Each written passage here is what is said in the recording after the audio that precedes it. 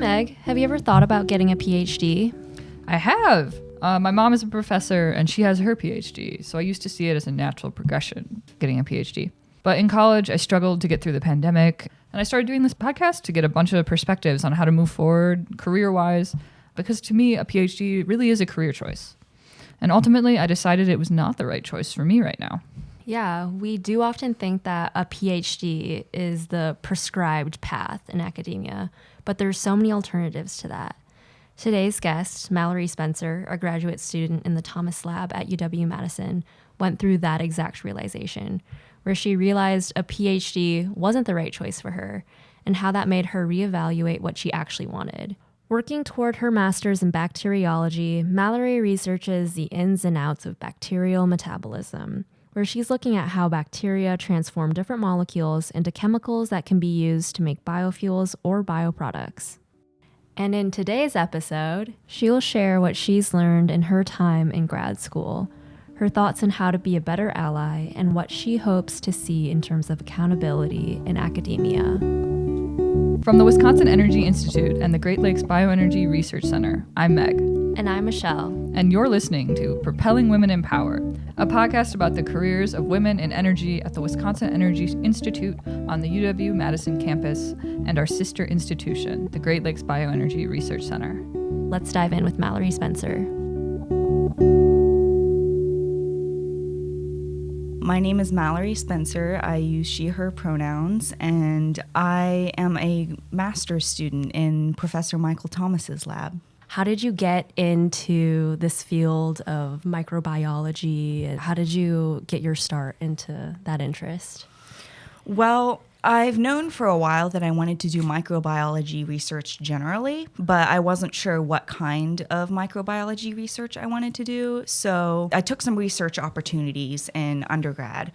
And mostly this involved applying to different summer internships across the country through the National Science Foundation. So I applied to these internships across the country, and UW-Madison was one that accepted me. And so I actually got into Professor Ophelia Venturelli's lab here at UW, and I started doing bioenergy research and actually some natural product synthesis as well.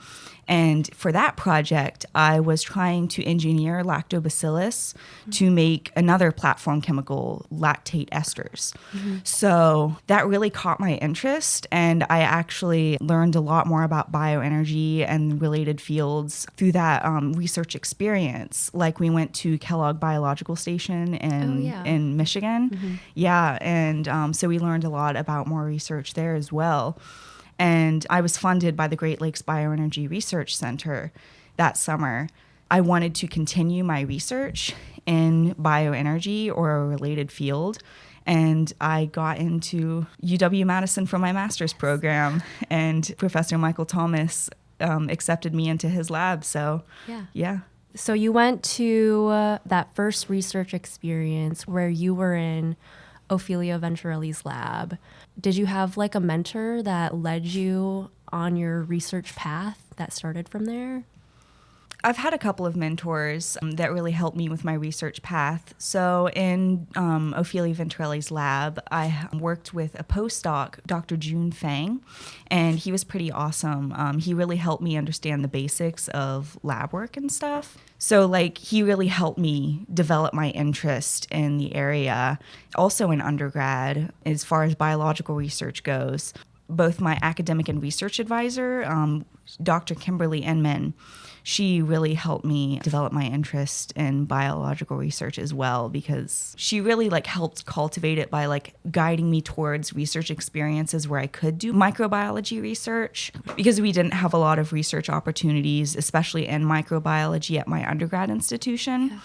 So yeah, she helped guide me towards places where I could do microbiology research. So that was awesome. Mm-hmm. Yeah. Where did you go to undergrad? You probably haven't heard of it. It's Shawnee State University in Ohio. Oh, okay. And what brought you to Wisconsin was that summer research? I had never been to Wisconsin before, and I have to admit, I wasn't so sure I wanted to go to Wisconsin for my summer research experience, but it was the only one that accepted me that summer. So I was like, you know what, let's just try it. And I really enjoyed it. So it was definitely worth it. And I mean, I'm here now still, so. Something worked. Yep. So grad school happened. What was your path to applying? How did you know that you wanted to keep pursuing your education in microbiology? So again, like the origins of this are kind of fuzzy, but I just have known for a long time that I would need to go to graduate school to be able to like get a job in research where I was actually somewhat in charge of my own project, if not completely in charge of my own project. Because like a bachelor's, as far as I can tell, it's more basic stuff that you do in the lab. So I wanted to have more independence and stuff. Initially, I actually wanted a PhD. And so I applied to a bunch of PhD programs, including a couple here at UW Madison. And I got rejected from both. And that made me realize that I wasn't so sure that a PhD was actually what was right for me. I started reconsidering and I applied to some master's programs, including the bacteriology program here. And I got in, and especially since I've started, I realized that, yeah, a master's is a better choice for me. So I'm really glad actually that I got rejected from those PhD programs. How did you figure out that the master's was a better choice for you? Well, so I realized that I was mostly feeling a sort of internal pressure, like from myself, to get a PhD, because like a PhD is the ultimate achievement in academia. I feel like, to myself at least, like I haven't had anybody say this to me, but I feel like that a master's is somehow lesser. It's really not. But I just wanted, like, I wanted to be called doctor. I wanted that ultimate achievement. That really wasn't the case. And once I started evaluating why I wanted it, I wanted a PhD, I started realizing that it wasn't what was best for me. Yeah. What is your plan after graduation? So I'd like to work for at least a couple of years. I still am not completely ruling out a PhD, but I want to work for a couple of years before I decide for certain whether or not that's what I want to do. It would be great if I could work in something still like bioenergy or environmentally related microbiology research. So yeah, I'm looking at all kinds of options right now. What is the hardest part about being in grad school? Is it what you expected? The hardest part about being in grad school, I would say, is the constant nature of the stress. Like in undergrad, it would kind of ebb and flow as exams came and went. But in grad school, it's very different because you don't just have classes, you also have research. And so since I'm on such a short timeline compared to, say, a PhD student, then the pressure is increased, at least to myself. Like there is some external pressure, but mostly it's me putting pressure on myself to complete my research projects as quickly as possible. So yeah, that's definitely the hardest part. And I would say it's not quite what I expected. I don't know what I expected about being the hardest part. I don't know if I thought about it that much. It was definitely unexpected. Yeah.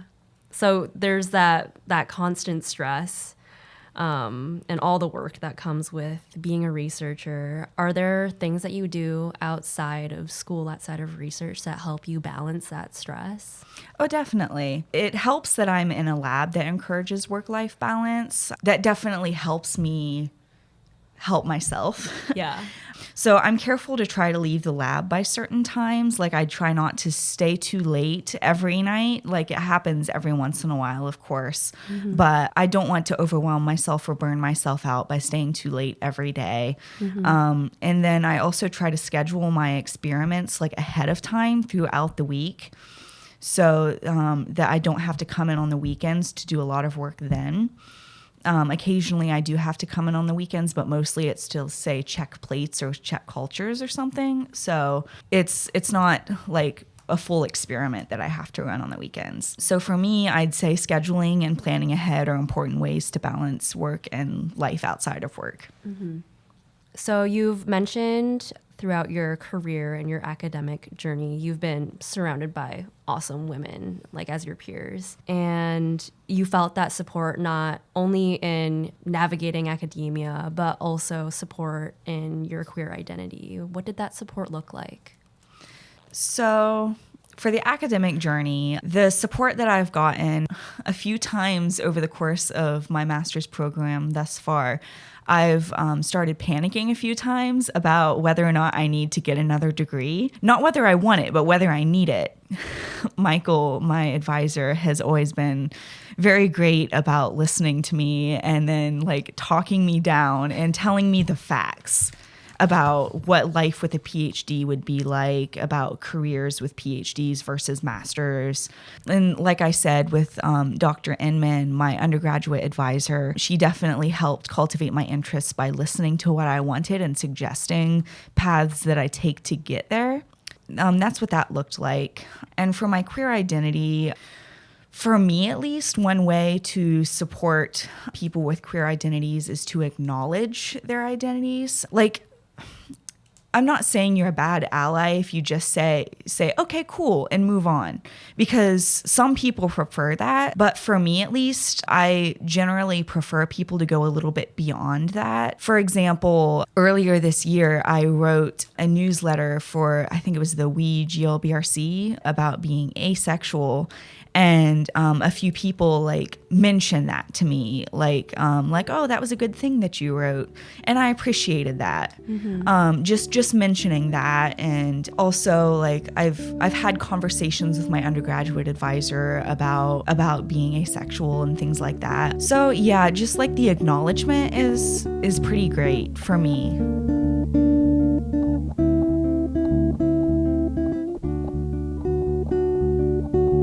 Knowing all you know now, what advice would you give to your younger self, or maybe even your current self?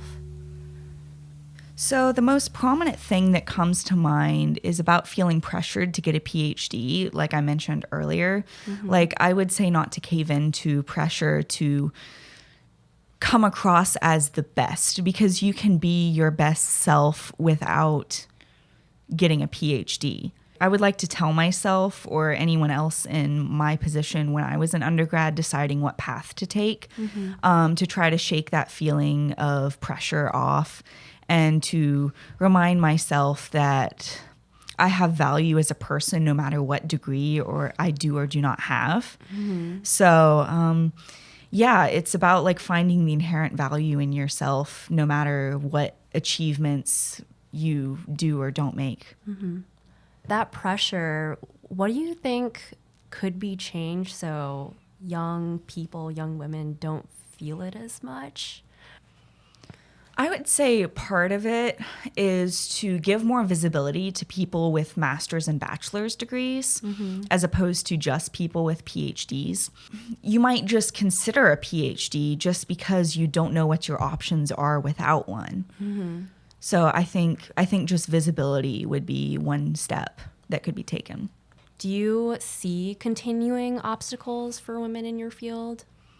Yeah, I think as long as there are certain perceptions and expectations for women that aren't there for men, for example, the perception that women will all become mothers and are saddled with the majority of childcare when they do become mothers, mm-hmm. Women will always have a harder time than men. And also, I've experienced some sexism in academia, such as when I asked a few different professors, male professors in particular, for help, and I got drastically different reactions from the professors than any of my male peers did.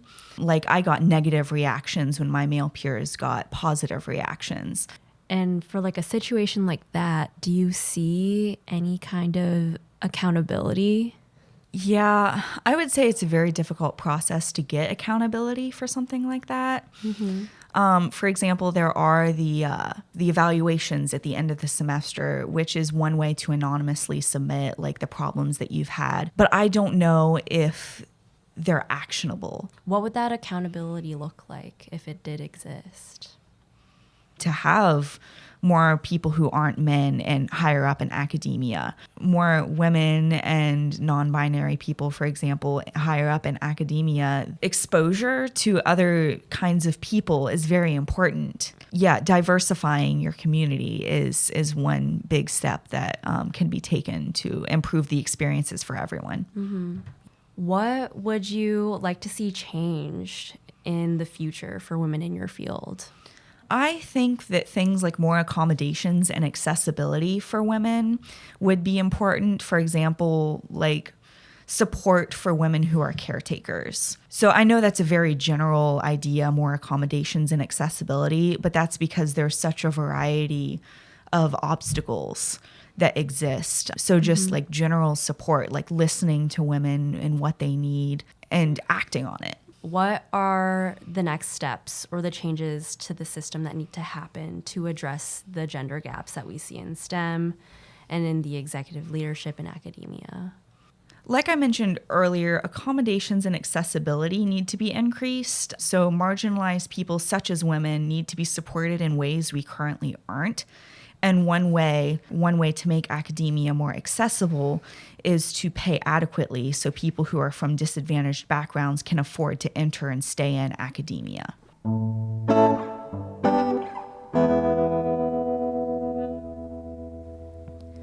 So one thing that really stood out to me from my conversation with Mallory, I really like how she brought up when she wrote that article for the We at GLBRC about her queer identity. She mentioned that, you know, the way that she wants people to show up for her is to acknowledge that that part of her exists. And I really like that she also mentioned that some people might not like that, like that that's not how you would want to show up for someone else. Mm-hmm. And I think that is a good reminder that how we show allyship and how we support others is not going to be the same for everyone. Yep, absolutely. And it's just considering what people want and trying to be thoughtful and really caring towards people. To me, that's the basis of being a good ally. Mm-hmm. Yeah. So I like that she brought that up, and she had so many great points today. And she shared a really interesting perspective as someone who is earlier on in their career and is still thinking about paths into industry or academia. And that's our show for today. Thank you to Mallory Spencer, graduate student in the Thomas Lab, for joining us today. And thank you to everyone listening in. Please subscribe, rate, review, and share this podcast with a friend. You can find the Wisconsin Energy Institute at energy.wisc.edu and the Great Lakes Bioenergy Research Center at glbrc.org. This episode was produced by Michelle Chung and Meg Riker. We'll see you next time on Propelling Women in Power. What is your superpower? I guess it could be some creativity. Like, I write, so it does take me a while to become more creative with it. Go get my inspiration, and then I have to sit with it a while to be able to make it very unique. But I guess that is sort of a superpower.